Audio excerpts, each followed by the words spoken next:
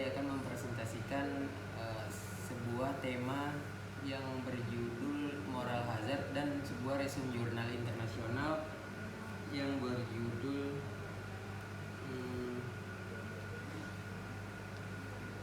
As Mitigation of Moral Hazard on Mudharaba Financing Case Study and Islamic Bank di Bank Nagari Syariah. Dalam hal ini pertama-tama saya akan mendefinisikan apa itu sih moral hazard. Di sini ada definisi dari ahli, yaitu William L. Scott, yang mendefinisikan moral hazard adalah seseorang mengambil suatu risiko karena orang lain yang menanggung risiko tersebut, karena adanya sebuah asimetri informasi atau kelebihan informasi yang tidak dapat dibaca oleh pihak lain. Seperti contoh sederhananya begini, misalnya ada seorang yang menjual mobil bekas. Tentu saja seorang penjual mobil bekas tersebut lebih punya banyak tahu informasi tersebut daripada calon pembeli. Nah, moral hazard terjadi ketika apakah penjual itu dapat mendefinisikan secara keseluruhan spesifikasi kekurangannya dan kelebihannya kepada calon pembeli. Jika adanya ada persembunyian atau kekurangan yang disembunyikan oleh pihak penjual, maka itu bisa dikatakan sebagai moral hazard. Namun moral hazard di sini cenderung terjadi di lembaga keuangan syariah. Contoh lainnya apabila lembaga keuangan secara umum, misalnya perbankan, asuransi dan lain-lain. Bisa dicontohkan dengan contoh lain, yaitu apabila ada seseorang pemegang polis asuransi kejiwaan. Bahkan kita bisa menemukan orang-orang yang sengaja mungkin membunuh keluarganya yang ingin mendapatkan tujuan untuk mendapatkan asuransi kejiwaan tersebut dengan cara membunuh. Nah, ini mungkin bagian dari moral hazard tersebut yang paling ekstrim. Yang paling sederhananya, misalnya ada asuransi kendaraan. Orang yang memegang asuransi kendaraan atau asuransi kesehatan dalam rumah sakit itu cenderung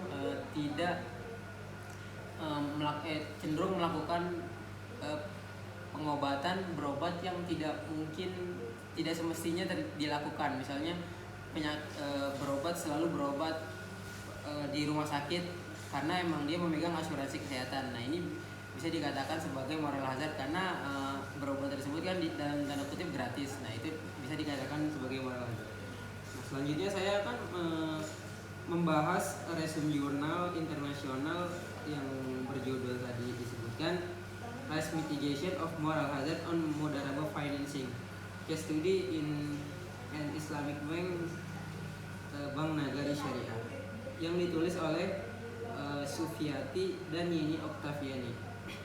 Di dalam pendahuluan jurnal ini membahas mengenai pembiayaan mudharabah adalah alternatif daripada pembiayaan di bank konvensional yang berdasarkan pada suku bunga, karena itu kan adalah sistem yang dilarang di dalam syariat.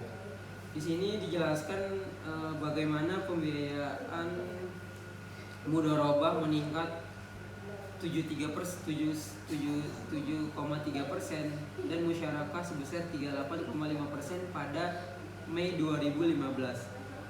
Berdasarkan data yang dipublikasi oleh Bank Indonesia, pembiayaan di Bank Nagari Syariah di tahun 2012 adalah 85,3% dan 52,4% di tahun sebelumnya. Peningkatan itu didominasi pembiayaan yang berbasis murabahah, yang tentu saja ini yang paling superior di bank dan lembaga keuangan ini. Selanjutnya berlanjut kepada di metode penelitian jurnal ini. Penelitian ini berdasarkan pada field research yaitu penelitian secara observasi langsung ke lapangan yang bersifat deskriptif kualitatif. Kemudian sumber data yang diambil dalam penelitian kali ini adalah data primer yang berasal dari tim analisis keuangan dan tim manajemen risiko syariah di Bank Nagari Syariah, atau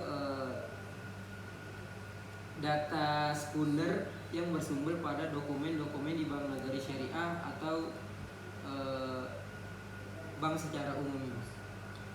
Yang kedua ada teknik pengumpulan data. Teknik pengumpulan data ini dilakukan secara wawancara terhadap tim keuangan dan tim manajemen risiko Bank Nagari Syariah. Kemudian dokumentasi berdapatkan laporan keuangan internal, laporan keberlanjutan, dan operasi standar untuk mendukung argumen di dalam penelitian ini. Yang ketiga ada teknik dan proses analisis data. Data yang digunakan adalah data kualitatif dan kuantitatif. Data kualitatif bersumber dari wawancara dan dokumentasi, sementara data kuantitatif bisa diambil dari perkembangan data-data yang didapat dari publikasi-publikasi. Terus yang terakhir yang kita masuk kepada hasil pembahasan atau inti dalam jurnal ini. Pertama-tama di dalam jurnal ini mengidentifikasi dua faktor yang menyebabkan moral hazard di dalam Bank Nagari Syariah ini tersendiri. Yang pertama yang dibedakan menjadi dua. Yang pertama faktor eksternal dan faktor internal. Faktor eksternal yang menyebabkan adanya moral hazard yang tadi saya jelaskan itu adalah kebijakan pemerintah yang menyebabkan ketidakstabilan politik, ekonomi, terus adanya tindakan kecurangan yang dilakukan oleh nasabah itu sendiri yang tidak bisa diobservasi langsung oleh bank. Sementara faktor internal yang menyebabkan adanya moral hazard ini adalah kesalahan analisis yang dilakukan oleh tim keuangan, SOP bank yang belum mumpuni, SDM bank yang kurang kompeten, dan mungkin ada kecurangan. Terus selanjutnya mitigasi untuk meminimalisir adanya moral hazard, karena kan tidak semua bank dapat memberantas atau menghapus moral hazard yang dilakukan oleh calon nasabah meskipun sudah mengobservasinya secara langsung. Namun ini ada mitigasi untuk meminimalisir adanya moral hazard yang disebabkan oleh faktor internal, seperti dalam hal ini bisa dilakukan dengan cara keberhasilan sumber daya manusia di Bank Nagari Syariah itu sendiri yang menganalisis karakter konsumen yang dilakukan secara spesifik sehingga dapat mengurangi atau memitigasi adanya moral hazard. Terus account officer menganalisis karakter calon nasabah dari berbagai sumber. Nah, ini bisa dilakukan oleh bank dengan cara menganalisis, misalnya ada seperti BI checking, terus wawancara langsung, wawancara dengan partner bisnis orang yang ingin mengajukan pembiayaan di bank tersebut, informasi dari tetangga atau pihak ketiga lainnya yang terkait, serta data keuangan nasabah. Nah, akumulasi dari data-data yang dikumpulkan ini bisa dilakukan oleh Bank Nagari Syariah untuk mengidentifikasi apakah calon nasabah ini layak untuk mendapatkan pembiayaan atau tidak. Karakter yang buruk yang dilakukan oleh nasabah, maka itu penyebab utama dari moral hazard. Bisa saja bank nasabah dalam hal wawancara terhadap pihak bank itu mengatakan hal yang tidak sebenarnya, sehingga apabila bank sudah mempercayainya tanpa mengobservasi secara langsung dan jelas, bisa saja moral hazard, dan sangat mungkin apabila karakter orang tersebut memang dasarnya buruk.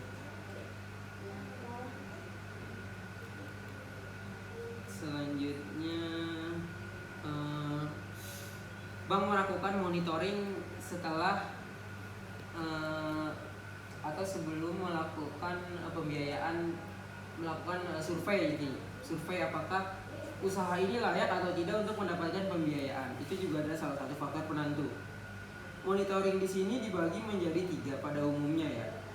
On-desk monitoring, on-site monitoring, dan exception monitoring. Sementara Bank Nagari Syariah menerapkan 2 dari 3, yaitu on-desk monitoring dan on-site monitoring. Di dalam on-desk monitoring, Bank Nagari Syariah mengawasi laporan keuangan dari informasi pihak ketiga seperti yang tadi saya sebutkan, tetangga, partner bisnis, dan lain-lain. Sementara dalam on-site monitoring, Bank Nagari Syariah mengawasi bisnis yang dijalani dengan nasabah dengan mengobservasinya secara langsung tanpa melibatkan pihak ketiga. Selanjutnya ini adalah agunan. Agunan ini adalah sebuah langkah atau upaya bank untuk mengatasi memitigasi bahwa bank sebenarnya kesulitan memberikan kepercayaan atas dasar kepercayaan, memberikan pembiayaan atas dasar kepercayaan. Makanya bank mempersyaratkan adanya jaminan atau agunan bersifat sertifikat rumah dan lain-lain.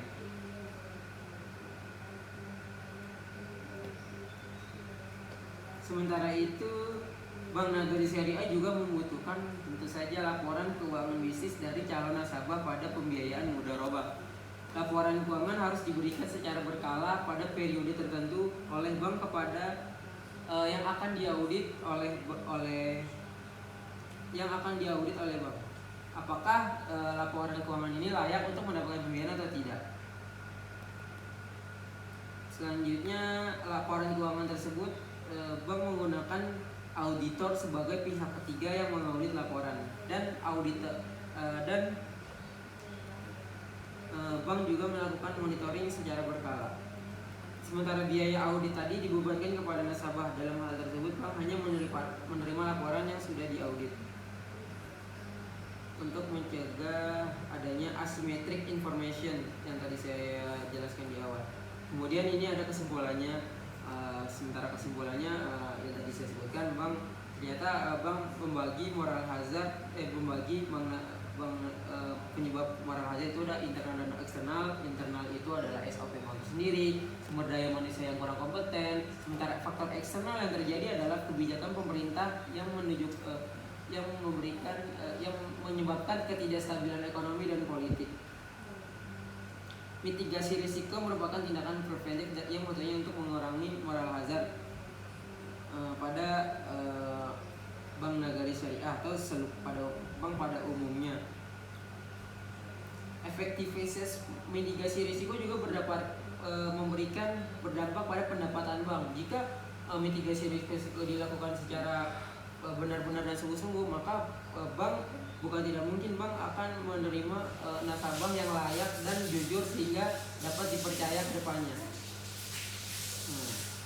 Itu saja mungkin resume jurnal dan sedikit tentang moral hazard yang dapat saya jelaskan. Kurang lebihnya mohon maaf. Kalau ada pertanyaan boleh nanya. Ada pertanyaan?